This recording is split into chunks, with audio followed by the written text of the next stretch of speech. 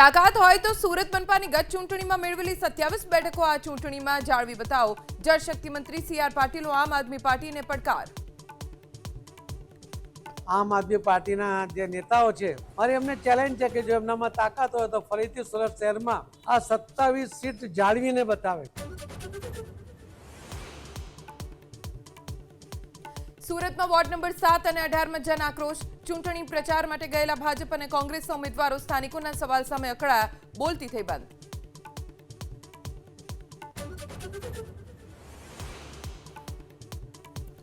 સુરતના કાપોદ્રા બ્રિજ પરથી તાપી નદીમાં કૂદી યુવકનો આત્મહત્યાનો પ્રયાસ. ફાયર બ્રિગેડના જવાનોએ યુવાનને સલામત બહાર કાઢીને સોંપ્યો પોલીસને. આત્મહત્યાના પ્રયાસનું કારણ અકબંધ.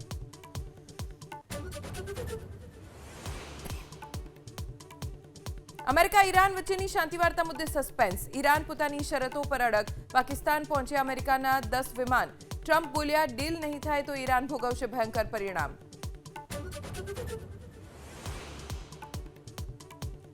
ઈરાનને ધમકી મંજૂર નહીં. હોર્મુઝમાં નાકાબંધી કરીને અમેરિકાએ સીઝ ફાયરનું કર્યું ઉલ્લંઘન. ઈરાની સેના નવી રણનીતિ સાથે યુદ્ધના મેદાન માટે તૈયાર.